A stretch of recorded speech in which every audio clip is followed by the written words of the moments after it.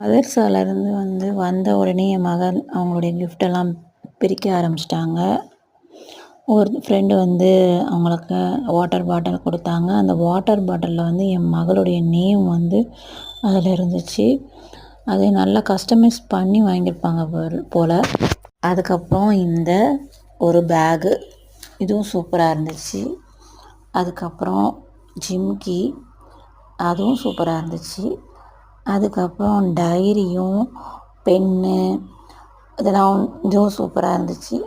அப்புறம் டார்ச் இருந்துச்சு. பார்த்து அல்ஹம்துலில்லாஹ்னு நினச்சிக்கிட்டேன். எல்லாம் பயனுள்ள பொருட்கள் தான். மகளுக்கு மோஸ்ட்லி ஃப்ரெண்ட்ஸுங்களே இருக்காது. ஏன்னா என் மகள் எல்லா மனசில் ஒன்று வாயில் ஒன்றுன்னு பேசுகிறவ கிடையாது. எந்த விஷயமா இருந்தாலும் அப்படியே சொல்லிடுவா.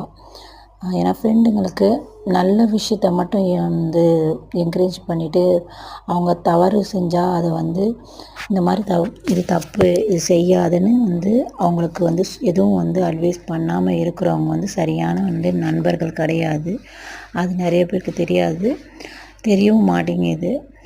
ஆனால் என் மகள் ரெண்டையுமே அவங்க சொல்லுவாங்க. அதனாலே நிறைய ஃப்ரெண்ட்ஸு இல்லாமல் போவாங்க.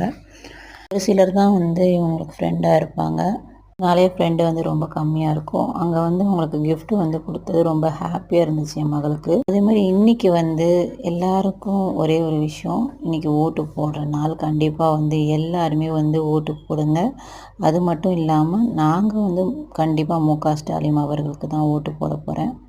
குட்டி ஆசிஃபாவை மனசில் வச்சுக்கோங்க. இந்த மாதிரி நிறைய பெண்கள் அவதிப்பட்டுருக்காங்க. இஸ்லாமியர்கள் ஒற்றுமையாக இருக்கணும். கண்டிப்பாக எல்லாரோடையும் இப்படிப்பட்ட ஆட்சி தான் வரணும். வருஷம் நிம்மதியாக தான் போச்சு எங்களுக்கு. அதில் உள்ள முருங்கை மரம் சாஞ்சிக்கிட்டு விழுகிற மாதிரி இருக்குது. அதுலேருந்து நேற்று நான் இல்லை, முருங்கை காய் நிறையா இருந்துச்சு. யாரோ பறிச்சுட்டு போயிட்டாங்களாம். மரத்துக்கு சொந்தக்காரின்னு ஒருத்தி சண்டை போட வந்துட்டா.